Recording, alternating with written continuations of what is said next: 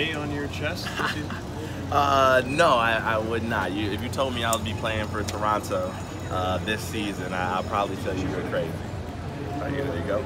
Jerron, why did you want to come here? I think it was the best fit for me as far as Coach Trestman and knowing Jim Pop and having friends here and S.J. Green and Bear Woods. I think just, with the remainder of the season and me being comfortable and being able to help a team and throughout the rest of the year, I think this was the best spot. Why is Coach Trestman the best fit for you? Because some people look at it and aren't sure about that. You said, hey, that's the best fit for you. What about him makes it a good fit? I think we're a lot in the same, to tell you the truth. A lot of people get into, I guess, my antics in quotations. But he's really into football. He knows everything, and just by being here one day, listening to the meetings, he knows it's football, and that's one thing I definitely appreciate a lot. Having his tenure, being in the coaches, the receivers he's worked with. I mean, he's worked with my dad, in the NFL, and just being able to pick his brain and know what he knows offensively, I think will be a great. Did you talk to your dad about it?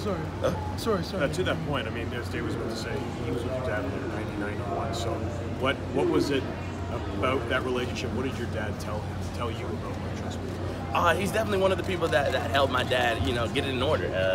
When he met my dad, he was definitely in a transition time between the Eagles and the Vikings. And Coach Trestman is, he's a straightforward guy. He tells you exactly how he feels, but he also, tells you ways to get better. One thing that he's been telling me, throughout this whole free agent process is, getting better as a leader, getting better as a man. And that's his goal. His goal is not to win, Grey Cups. His goal is to make better men, and that's why I'm here.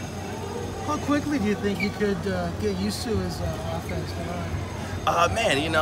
Just every day I'm working on it, and it's really about just me getting comfortable with the team, getting comfortable in the locker room, getting comfortable in the city of Toronto. And there's no real timetable on that.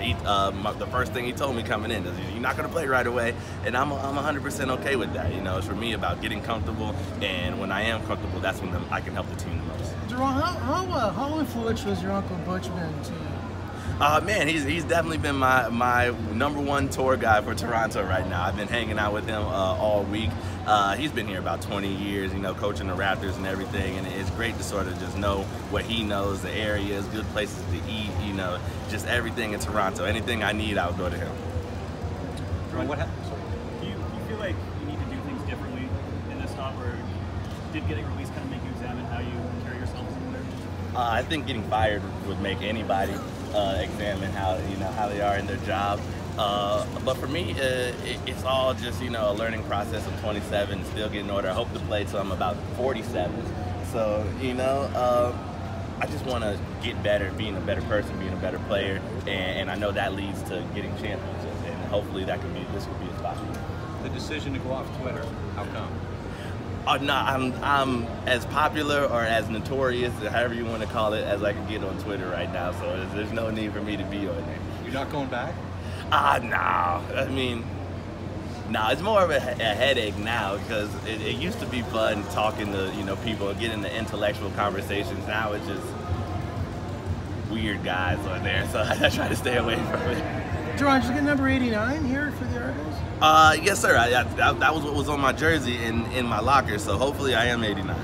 So how quickly do you think you might be able to play? Have you given yourself any sort of target date where you're like? Oh, no. I mean, that's completely up to Coach Trestman and how he feels I'm comfortable with the offense. It's my job to come in here and earn my spot. That's what I've done every place I've ever been, come in and earn my spot as a receiver. And as soon as I do that, you'll see me on the field. How did the free agency process play out for you, and were you close to going anywhere else? There was definitely a few teams, back and forth.